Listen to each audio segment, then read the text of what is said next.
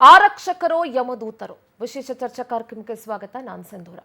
ಯಾಕೆ ಈ ಟೈಟಲ್ ಅನ್ನುವಂಥದ್ದನ್ನ ನೀವು ಪವರ್ ಟಿವಿಯಲ್ಲಿ ನ್ಯೂಸ್ಗಳನ್ನು ನೋಡುವಾಗ ನೋಡಿರ್ತೀರಿ, ಸುದ್ದಿಯನ್ನು ನೋಡುವಾಗ ಗಮನಿಸಿರ್ತೀರಿ.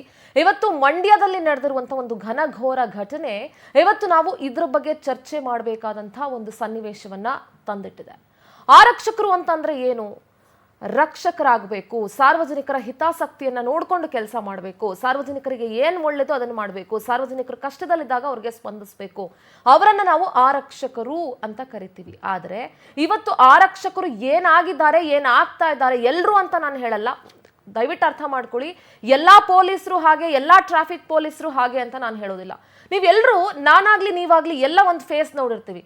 ಎಲ್ಲ ಒಂದ್ ಕಡೆ ನಾವು ಟೂ ವೀಲರಲ್ಲಿ ಹೋಗ್ಬೇಕಾದ್ರೆ ಅಥವಾ ಕಾರಲ್ಲಿ ಹೋಗ್ಬೇಕಾದ್ರೆ ಟ್ರಾಫಿಕ್ ಪೊಲೀಸರು ಹೆಲ್ಮೆಟ್ ಚೆಕ್ಅಪ್ಗೆನ ಮಾಡ್ತಾ ಇರ್ತಾರೆ. ಯಾರು ಹೆಲ್ಮೆಟ್ ಹಾಕಿರಲ್ಲ ಅವರನ್ನ ತಡೆದು ನಿಲ್ಲಿಸಿ ಫೈನ್ ಕಲೆಕ್ಟ್ ಮಾಡ್ತಾರೆ, ಇಲ್ಲಾಂದ್ರೆ ಗಾಡಿ ಕೀ ಎತ್ಕೊಂಡ್ ಬಿಡ್ತಾರೆ. ಇಂಥ ಹಲವಾರು ಸನ್ನಿವೇಶಗಳನ್ನ ಒಬ್ರಲ್ಲ ಒಬ್ರು ತಮ್ಮ ಜೀವನದಲ್ಲಿ ಒಂದಲ್ಲ ಒಂದು ಫೇಸ್ನಲ್ಲಿ ನೋಡಿರ್ತೀವಿ. ಅಂತಹ ಸಂದರ್ಭದಲ್ಲಿ ಎಷ್ಟೊಂದು ಅನಾಹುತಗಳು ನಡೆದೋಗಿರುತ್ತೆ. ಕೆಲವರು ಗಾಡಿಯಿಂದ ಬಿದ್ದು ಪೆಟ್ ಮಾಡ್ಕೊಳ್ತಾರೆ, ಕೆಲವರು ಕೈಕಾಲು ಮುರಿದು ಹೋಗಿರುತ್ತೆ, ಕೆಲವು ಆಕ್ಸಿಡೆಂಟ್ಗಳಾಗಿದೆ. ಈ ರೀತಿಯಾದಂತಹ ಎಲ್ಲ ಸಿಚುವೇಶನ್ಗಳನ್ನ ಕೂಡ ನಾವು ನೋಡ್ಕೊಂಡು ಬಂದಿರ್ತೀವಿ ನಮ್ಮ ಡೈಲಿ ಲೈಫಲ್ಲಿ. ಆದರೆ ಇವತ್ತು ಮಂಡ್ಯದಲ್ಲಿ ನಡೆದಿರುವಂಥ ಒಂದು ಘಟನೆ ಇದೆಯಲ್ಲ, ಇದು ಎಂಥವರ ಮನ ಕಲಕುತ್ತೆ.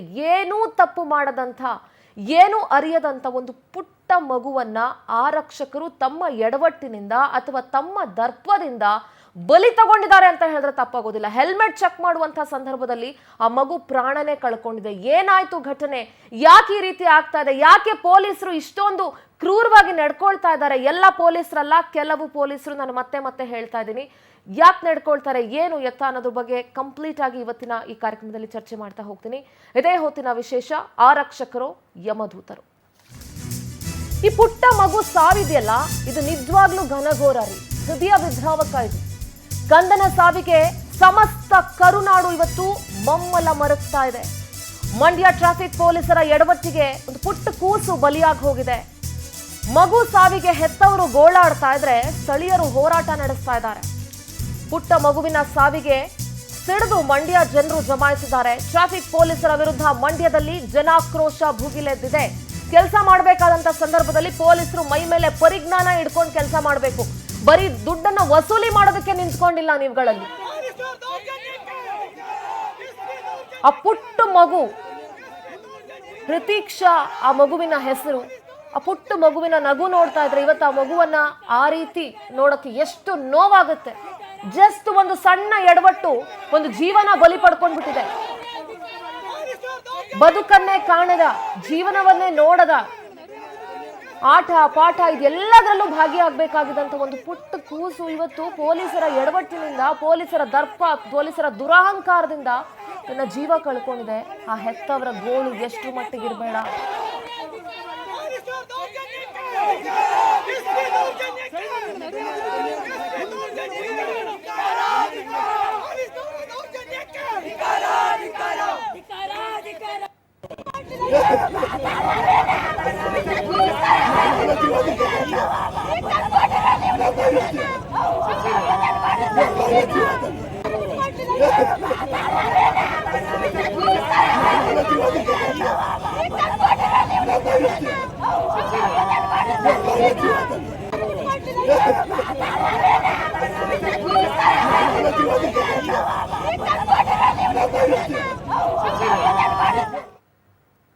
ಸಕ್ಕರೆ ನಗರಿ ಮಂಡ್ಯದ ಸ್ವರ್ಣಸಂದ್ರ ಅನ್ನೋ ಜಾಗದಲ್ಲಿ ನಡೆದಿರುವಂತಹ ಮನ ಕಲಕೋ ಘಟನೆ ಇದು. ಗೊರವನಹಳ್ಳಿಯಿಂದ ಮಂಡ್ಯಗೆ ಚಿಕಿತ್ಸೆಗೆ ಅಂತ ಪೋಷಕರು ಹೋಗ್ತಾ ಇದ್ರು. ಏನಾಯ್ತು ಘಟನೆ ಅನ್ನೋದ್ರನ್ನ ವಿವರಿಸ್ತಾ ಇದ್ದೀನಿ ನಾನು. ಅಶೋಕ್ ಮತ್ತು ವಾಣಿ ದಂಪತಿಯ ಪುತ್ರಿ ಪ್ರತೀಕ್ಷಾ ಸಾವನ್ನಪ್ಪಿರೋದು. ಮಗುವಿಗೆ ಟ್ರೀಟ್ಮೆಂಟ್ ಕೊಡಿಸೋದಕ್ಕೆ ಅಂತ, ನಾಯಿ ಕಚ್ಚಿದ್ದಕ್ಕೆ ಚಿಕಿತ್ಸೆ ಕೊಡಿಸೋದಕ್ಕೆ ಅಂತ ತನ್ನ ದೊಡ್ಡಪ್ಪ ಮತ್ತು ತಾಯಿಯ ಜೊತೆಗೆ ಆ ಮಗು ಹೋಗ್ತಾ ಇತ್ತು.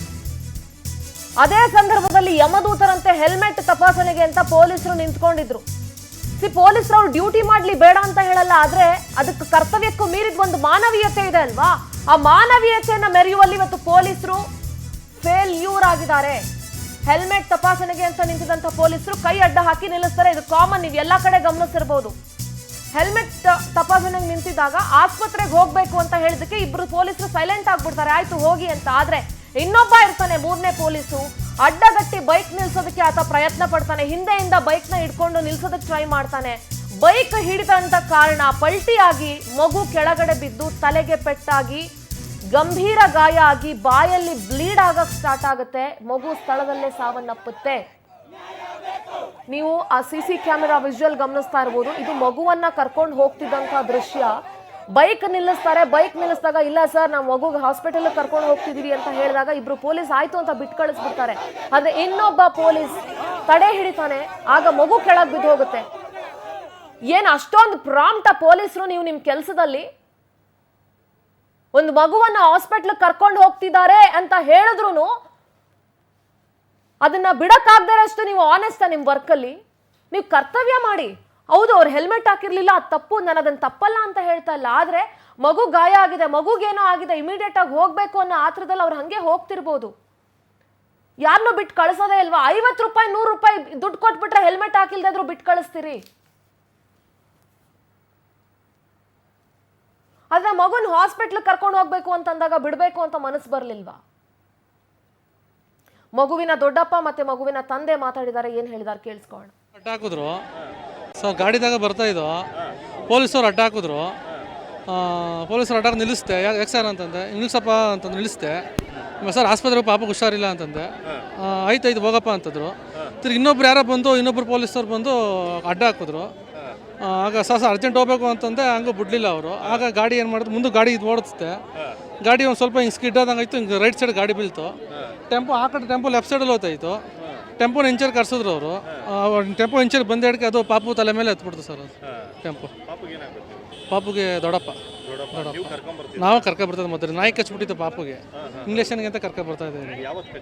ಇವಾಗ ಮಧ್ಯಾಹ್ನದಲ್ಲಿ ಬೆಳಿಗ್ಗೆ ಕಚ್ಚಿತ್ತು. ಅಲ್ಲಿ ಮದ್ದು ತೋರಿಸ್ಬಿಟ್ಟು ಮದ್ದರಿಂದ ಇಲ್ಲಿ ಕರ್ಕೊಬರ್ತಾ ಇದ್ದೋ. ಗೊರವನಹಳ್ಳಿಯಿಂದ ಮದ್ದೂರಿಂದ ಬರ್ತಾ ಇದ್ದೋ.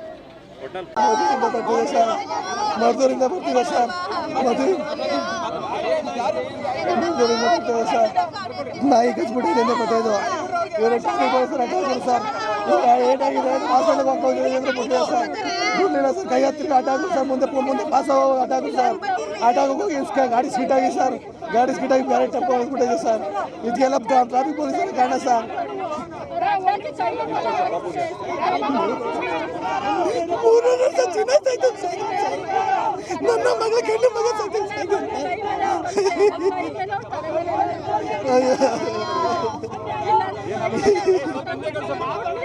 ನಮಗೆ ನ್ಯಾಯ ಬೇಕು ಸರ್. ನನ್ನ ಮಗಳ ಸಾವಿಗೆ ನ್ಯಾಯ ಬೇಕು ಸರ್. ನನಗೇನು ಬೇಡ ಸರ್. ನಮಗೆ ದೇವರು ಮಾಡಿದ ಸರ್. ನನ್ನ ಮಗಳ ಸಾವಿಗೆ ನ್ಯಾಯ ಕೊಡಿಸಿ ಸರ್.